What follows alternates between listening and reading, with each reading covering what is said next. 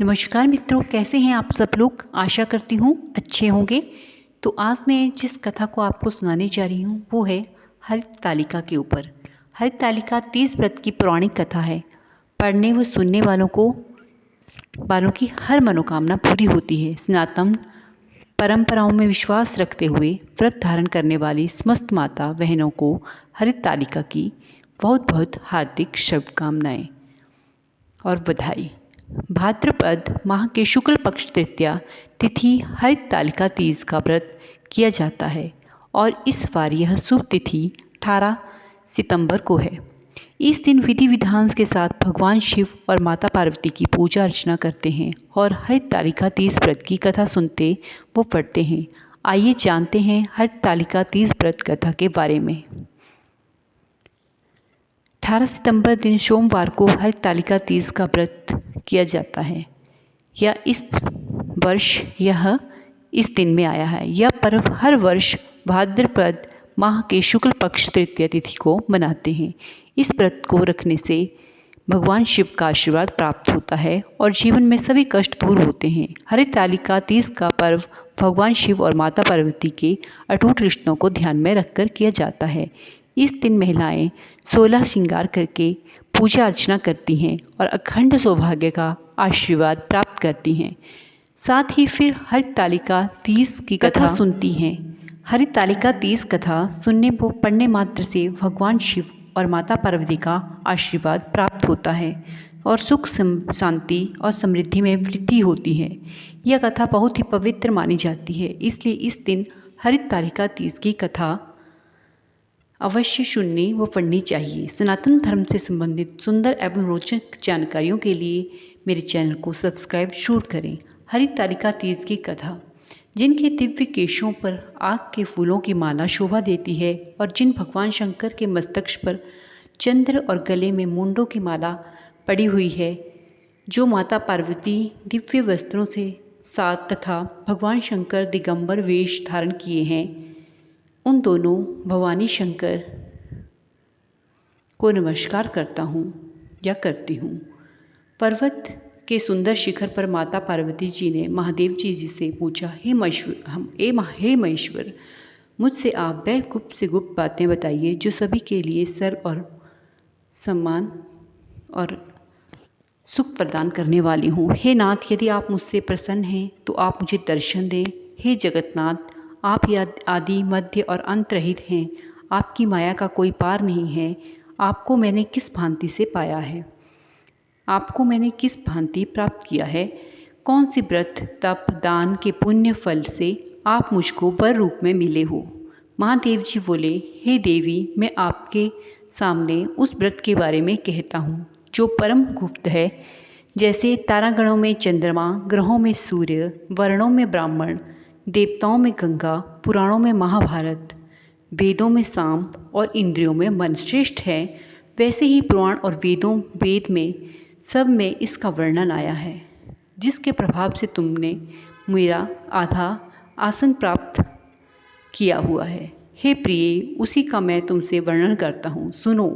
भाद्रपद भादों मास के शुक्ल पक्ष की हस्त नक्षत्र के दिन इस व्रत का अनुष्ठान मात्र करने से सभी पाप का नाश हो जाता है। तुमने पहले हिमालय पर्वत पर इसी महान व्रत का किया था, जो मैं तुमसे सुनाता हूँ। पार्वती जी बोली, हे प्रभु, इस व्रत को मैंने किस लिए किया था, यह मुझे सुनने की इच्छा है, सो कृपा करके कहें।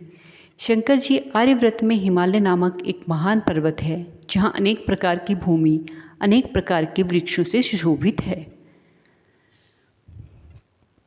जो सदैव बर्फ से ढके हुए तथा गंगा की कल कल ध्वनि से शब्दायमान रहता है। हे पार्वती जी, तुमने बाल्यकाल में उसी स्थान पर परम तप किया था और 12 वर्ष तक के महीने में जल में रहकर और तथा वैशाख में अग्नि के में प्रवेश करके तप किया। सावन के महीने में बाहर खुले में निवास कर अन्न त्याग कर तप करती रही। तुम्हारे उस कष्ट को देखकर तुम्हारे पिता को चिंता हुई। चिंता में वो सोचने लगे कि इस कन्या का विवाह किससे करें। एक दिन नारद जी वहाँ आए और देव ऋषि नारद जी ने तुम शैलपुत्री को देखा, तुम्हारे पिता हिमालय ने देवऋषि को अर्घ पद्म और आसन सहित बिठाया और कहा, हे मुनिवर, आपने यहाँ आने का कष्ट कैसे किया? उन्हें क्या आज्ञा कहें, क्या आज्ञा है? नारद जी बोले, हे गिरिराज, आप मेरी एक बात सुनो। आप अपनी कन्या को उत्तम वर प्रदान करना है।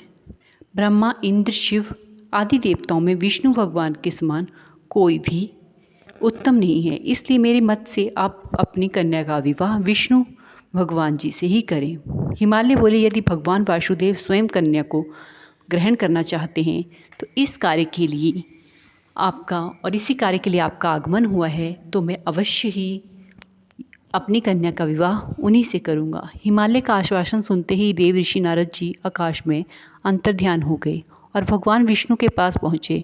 नारद जी ने हाथ जोड़कर विष्णु भगवान जी से कहा कि आपका विवाह कार्य निश्चित हो गया है। इधर हिमालय ने पार्वती जी से प्रसन्नतापूर्वक कहा कि हे पुत्री, मैंने तुमको गरुड़ध्वज विष्णु जी को अर्पण कर दिया है। पिता के इन वाक्यों को सुनते ही पार्वती जी अपनी सहेली के घर गईं। अपने पिताजी से तो वह कुछ न कह पाई, लेकिन अपनी सखी से कहती हुई पृथ्वी पर गिरकर अत्यंत दुखित होकर विलाप करने लगी। उनको विलाप करते हुए देखकर सखी बोली, हे देवी, तुम किस कारण से इतनी दुखी हो? मुझे बताओ, हो सकता है मैं तुम्हारे कष्ट का कोई निवारण कर सकूं। इस तरह से सखी बोलती है तो पार्वती बोलती है, हे सखी सुन, मैं अपने पिताजी से तो कुछ नहीं कह पाई, पर मेरी जो मन की अभिलाषा है मैं तुम्हें सुनाती हूँ। मैं महादेव जी को वरण करना चाहती हूँ और मेरे इस कार्य को पिताजी ने बिगाड़ना चाहा है। उन्होंने मेरा वरण करने की जो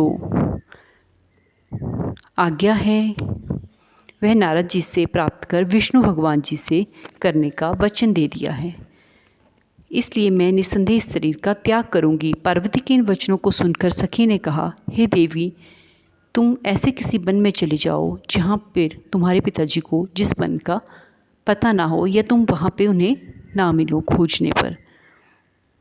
तो इसी प्रकार जी पार्वती जी करती हैं अपनी सखी के साथ, वह ऐसे ही किसी वन की खोज में निकल जाती हैं। तब देवी पार्वती अपनी सखी का यह वचन सुन ऐसे ही किसी वन को चली गई। पिता हिमालय ने तुमको घर पर न पाकर सोचा कि मेरी पुत्री को कोई देव, दानव अथवा किन्नर हरण करके ले गया है, और मैंने नारद जी को जो वचन दिया था कि मैं अपनी पुत्री का भगवान विष्णु जी के साथ वरण करूँगा, हाय अब मैं ये कैसे पूरा करूँगा। ऐसा सोचकर वे बहुत चिंतातुर हो मूर्छित हो गए। तब सब लोग हाहाकार करते हुए दौड़े। उनकी मूर्छा दूर करने के लिए उन्होंने कई प्रयास किए। मूर्छा दूर होने पर गिरिराज से बोले कि हमें आप अपनी मूर्छा का कारण तो बताइए।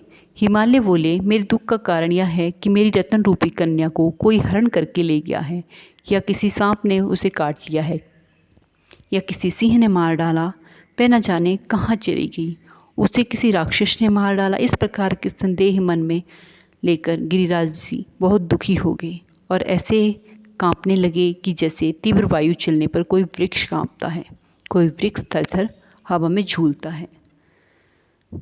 इस प्रकार उनको चिंता सताई जा रही थी।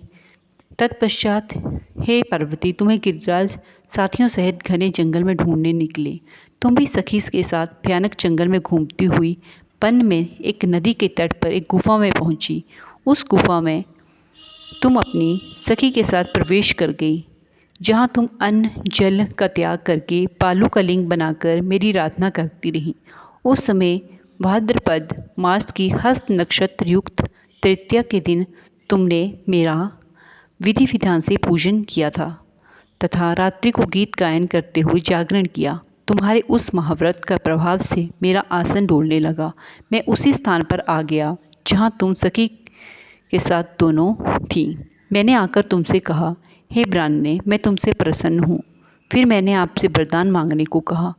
तब आपने कहा कि हे देव, यदि आप मुझसे प्रसन्न हैं तो आप महादेव जी ही मेरे पति हों।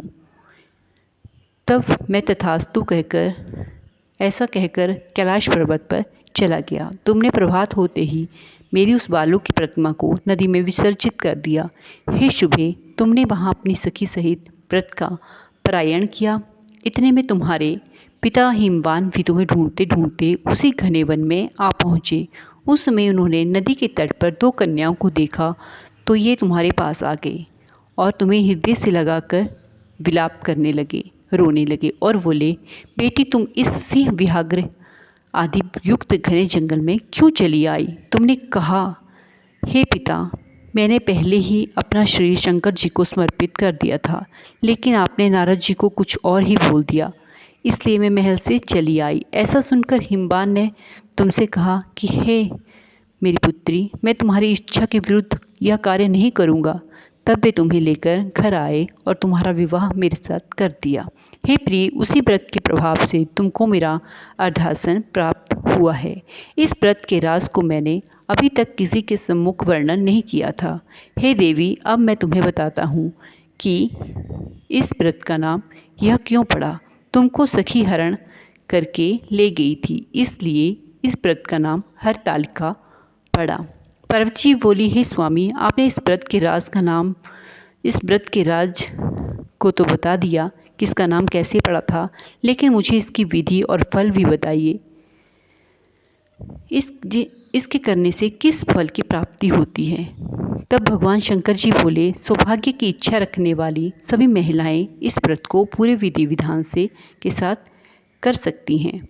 व्रत में केले के खंभे बनाकर उसे बंधन द्वारों से सुशोभित करें। उसमें विविध रंगों से उत्तम रेशमी वस्त्र चांदनी ऊपर तान दें। चंदन आदि सुगंधित द्रव्यों का लेपन करके महिलाएं एकत्रित होकर शंख, भेरी, मृदंग, बाजे या गायन करके आदि करके भी विधि विधान से मंगलाचार करके श्री गौरी शंकर जी बालू निर्मित प्रतिमा स्थापित करें। फिर भगवान शिव पार्वती जी का गंध, धूप, पुष्प आदि से विधि पूर्वक पूजन करें। अनेक नैवेद्यों का भोग लगावें। रात्रि को जागरण करें। नारियल, सुपारी, जवारी, नींबू, लौंग, अनार, नारंगी आदि ऋतु फलों जो भी आपके पास प्राप्त हों, आपके पास हों, फूलों को अर्पण करके कहें कि हे कल्याण करने वाले भगवान रूप शिव, हे मंगल स्वरूप शिव, हे मंगल रूप महेश्वरी, हे शिवे, सब कामनाओं को देने वाली देवी, कल्याण रूप में तुम्हें नमस्कार करते हैं। और भगवान शंकर जी को सदैव नमस्कार करते हैं। हे ब्राह्मण रूपिणी, जगत का पालन करने वाली माँ, आपको नमस्कार करते हैं। हे सिंह वाहिनी, मैं संसारिक भय से व्याकुल हूँ, तुम मेरी रक्षा करो। हे महेश्वरी, और जो भी किसी के मन में अभिलाषा हो, उसका स्मरण करके, उसकी स्तुति करके, भगवान भोले शंकर और माता पार्वती की स्तुति करके, भगवान जी कहते हैं कि मेरी स्तुति करके आप उन अपनी अभिलाषा को अपने मन में उजागर करें। और इसी प्रकार पूजा करते हुए ब्राह्मणों को जो भी आपके पास अपनी श्रद्धा से आपके पास जो भी धन धान्य और खाद्य पदार्थ आपने तैयार किए होते हैं, उनको अर्पण करके इस प्रकार व्रत करने से सब पाप नष्ट हो जाते हैं। और जो भी आपने अपने मन में इच्छा, आपने अभिलाषा, आपका सौभाग्य आप प्राप्त करना चाहते हैं, वह भी आपको अवश्य प्राप्त होता है। और इसी के साथ यह व्रत की कथा संपूर्ण हुई। तो ओम नमः शिवाय। इसी के साथ जय माता पार्वती। सदैव प्रसन्न रहिए। जो आपके पास प्राप्त है आपको वही पर्याप्त है, उसी के अनुसार अपनी पूजा अर्चना को कीजिए। कोई ज़्यादा आपको आडंबर करने की आवश्यकता नहीं होती है। ऐसी ही कथाओं के लिए मेरे चैनल को सब्सक्राइब अवश्य करें, और क्योंकि मैं डेली ऐसी ही कहानी, स्टोरी, कथाएं लेकर आती रहती हूँ। अंत में जय गौरी शंकर।